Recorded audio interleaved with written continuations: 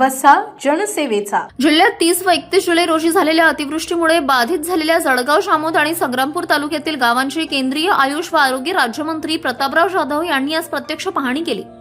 शेतकऱ्यांच्या बांधांवर जाऊन पिकांच्या नुकसानीची माहिती घेत त्यांनी प्रशासनाला तात्काळ पंचनामे करून अहवाल शासनाकडे सादर करण्याचे निर्देश दिले.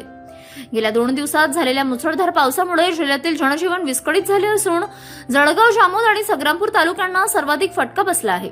या पार्श्वभूमीवर प्रतापराव जाधव यांनी 31 जुलै रोजी जिल्हाधिकारी डॉक्टर प्रवीण देवरे यांच्याशी दूरध्वनीवर संपर्क साधून परिस्थितीचा आढावा घेतला होता. तसेच प्रशासनाला आवश्यक खबरदारी घेण्याच्या सूचना दिल्या होत्या. आज जिल्ह्यात दाखल होताच त्यांनी चावरा, इलोरा, मडाखेड खुर्द, मडाखेड बुद्रुक, काजेगाव, बोराडा बुद्रुक, बोराडा खुर्द, खेरडा खुर्द, खेरडा बुद्रुक, चांगेफळ, रुधाणा आणि वकाणा या गावांमध्ये जाऊन शेतपिके, शेती तसेच घरांच्या झालेल्या नुकसानीची प्रत्यक्ष पाहणी केली. यावेळी त्यांनी शेतकऱ्यांशी संवाद साधत शासन त्यांच्या पाठीशी ठामपणे उभे असल्याची ग्वाही दिली. अतिवृष्टीमुळे नुकसान झालेल्या पिकांचे तसेच घरांच्या पडझडीचे पंचनामे तातडीने पूर्ण करून बाधितांना शासनाची मदत वेळेत मिळावी असे निर्देशही त्यांनी संबंधित अधिकाऱ्यांना दिले. पाहणी दरम्यान तहसीलदार पवन पाटील, अजाबराव वाघ, कृषी अधिकारी रमेश वाघ, गट शिक्षण अधिकारी ऐश्वर्या कोरे तसेच ग्रामस्थ उपस्थित होते. City news.